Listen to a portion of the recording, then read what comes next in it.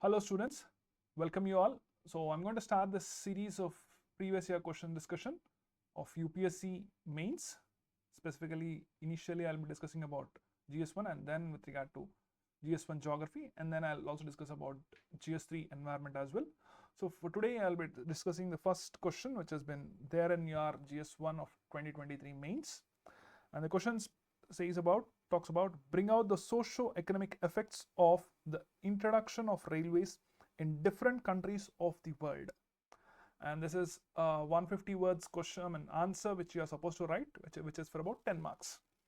So you are supposed to bring out the socio-economic effects of the introduction of railways in different countries of the world. So now, how are we supposed to answer this question?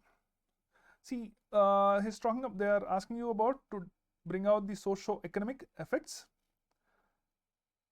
because of the introduction of railways, and that too in different countries of the world. I mean, in your intro part, you can just say that in the early 19th century, railways have been introduced during this industrial revolution, isn't it? So that has helped in changing or revolutionizing the entire socio-economic landscape across different parts of the world. And that introduction of the specific transport system called railways is being differing based on the kind of topographical conditions of that specific political boundary, as well as the kind of economic activity which has been done across that region. So in your intro, you can just say that it has emerged during the early 19th century and it has revolutionized the transportation system and also helped in connectivity as well. And this has changed the socio-economic landscape across the world, which is getting diversified, or which is dependent on the nature of the state, that is physiographic state, as well as the economic conditions of that region. That will be your intro part. And then in your body, I mean, there is a good amount of catch over here. You are supposed to discuss about both economic as well as social. Let's get into economic. Within your economic part, I mean, I normally tell to the students on a regular basis as to how we are supposed to approach for a question which is related to economic part as well as a social part. So let's dwell in. So we can, I mean, write down few subheadings as well over here. So let's talk about the foremost initial part is your agriculture in your economic geography. So the agricultural activities have been transformed a lot, wherein there is efficient transportation and there is the produce which has been driven towards different parts of the country as well as parts of the world, which has helped in reducing the spoilage or the perishable conditions of that specific product, as well as the farmer is also getting benefited. So that is the point which we can put forth with regard to agriculture has been transformed, or agricultural transformation. You can just talk about saying that agricultural transformation. And the other part, there is also a good amount of industrialization, wherein it has facilitated the industrial growth, isn't it? So efficient transportation of the raw materials, finished goods, and the labor, which is why, I mean, of which the railways have played a role. And then, so we can just talk about saying that,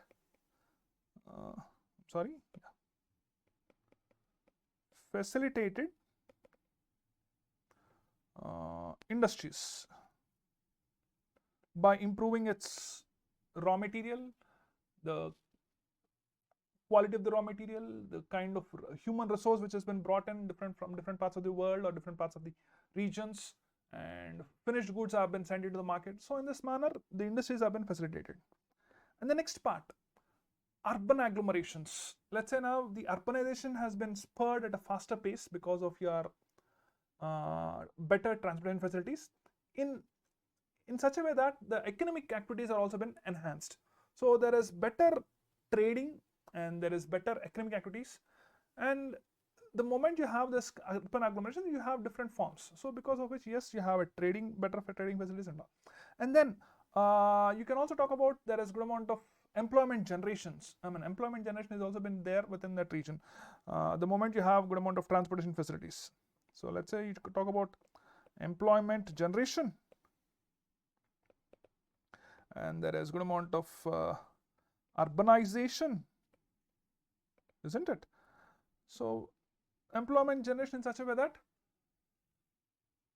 the moment there is building up of this transport infrastructure of railways, there is creation of jobs for construction, operation, maintenance, and other ancillary industries. So due to which, yes, you have a good amount of employment generation.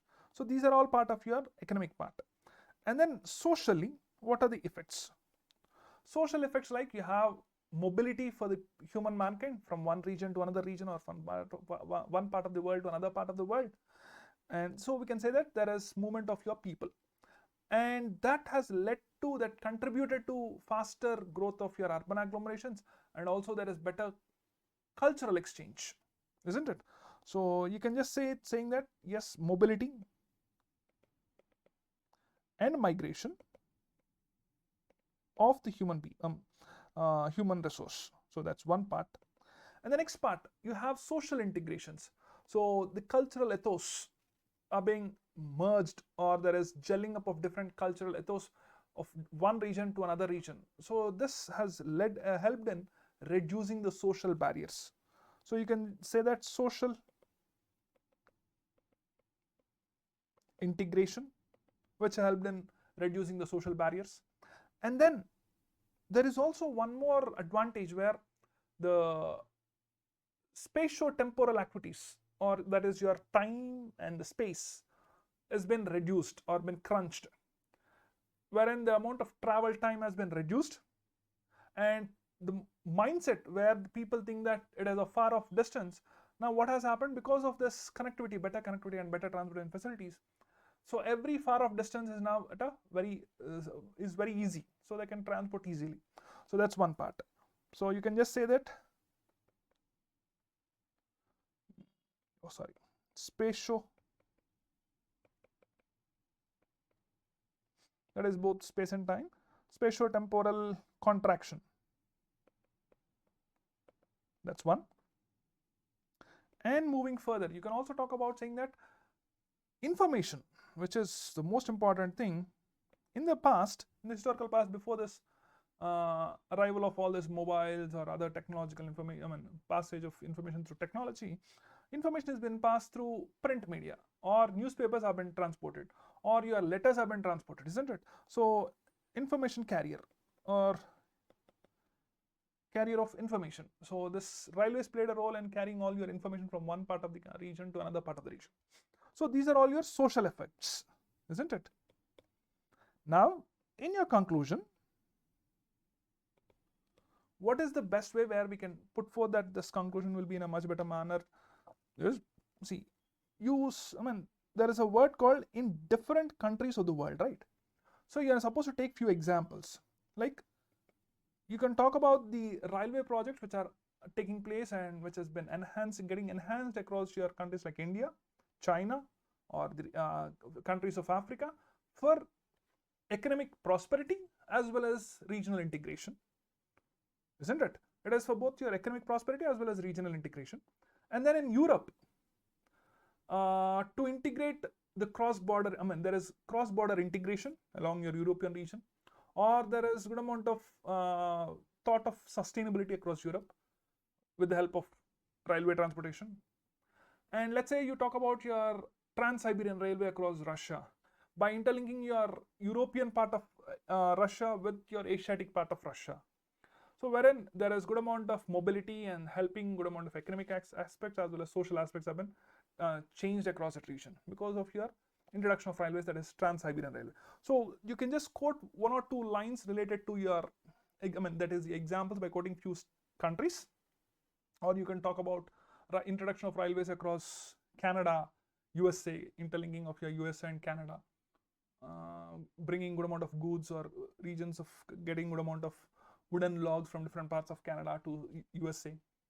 So in this manner, it is economic integration, there is social integration, there is good amount of employment which has been generated. So that can be included by giving few examples over here. And then finally, in the last sentence, what is required over here is the future of railways is to be innovated in a much better manner. There should be a continuous innovation activities in line with sustainability and integrating them, making sure that the socio-economic landscape is being developed on a regular basis. So you should utilize the words called sustainability, integration, technology, technology innovation, and better socio-economic development. Socio-economic development. So these are the words which you can see in, which can include in your conclusion. So that's how you write an answer for this specific question called bring out the socio-economic effects of the introduction of railways in different countries of the world. That's all. Thank you very much. Bye bye. And I hope this is trying to enhance your understanding of the subject. And if you are liking this, please do like it, so that will help me to that will also encourage me, and share it with others so that that knowledge will be shared as well. Thank you very much. Bye bye.